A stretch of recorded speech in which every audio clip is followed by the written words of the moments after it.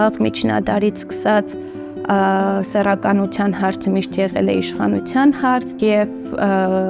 մեր օրերում էլ դա նորից մանիպուլացվում ու օրակարգ է բերվում հենց այդ իշխանության ու քաղաքականության հետ կապի տեսանկյունից մեզ անընդհատ թվում է թե այս հակակենդերային արշավները մի բան են, որոնք ուղղակի Հայաստանին է բնորոշ, այսինքն թիրախավորում են այստեղ իրավապաշտպաններին, ԼԳԲՏ մարդկանց իրավունքների պաշտպանությամբ զբաղվող ակտիվիստներին, հենց ԼԳԲՏ մարդկանց, սակայն սա իր շատ հին արմատներն ու ակունքներն ունի ու բնավ լոկալ դրսևորումներ չունի։ Աշխարհում հակակենդերային արշավները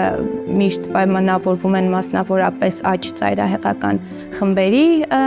գործունեությամբ, հետխորհրդային երկրներում, մասնավորապես արտահայտվում է, դրսևորվում է ավելի շատ այդ ռուսաստանյան ազդեցությամբ։ 2013 թվականից սկսվեցին այս արշավները Հայաստանում, այդ ժամանակ Հայաստանում է Եվրասիական տնտեսական միությանը միանալու այդ հարցներ քննարկում եւ այս մերձ կրեմլյան շրջանակները փորձում էին իրենց օրակարգը առաջ բերել, որն էր ըստ էության այս հակակենդերային խմբերի նպատակը, անընդհատ այդ հակադրությունը, այդ արևմտյան արժեքների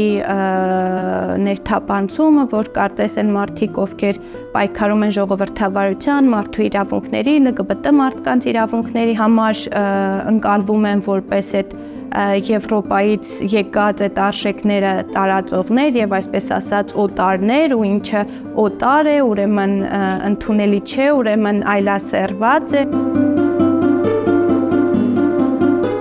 Իրենք ինչ ուզում են թող անեն, մենակ ես չտեսնեմ, իմ երեխաները չտեսնեն,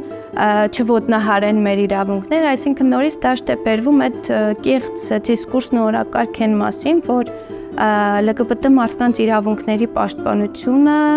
կատարվում է ի վնաս մեծամասնության իրավունքների։ Մենք գիտելիքի բաց ունենք, տեղեկացվածության բաց ունենք ու որպես սոցիոլոգ նաև այն պահն եմ կարևորում, որ շատ կարևոր են այս տիպի հետազոտություններն ու մարդկանց ավելի այսինքն գիտելիք տրամադրել, թե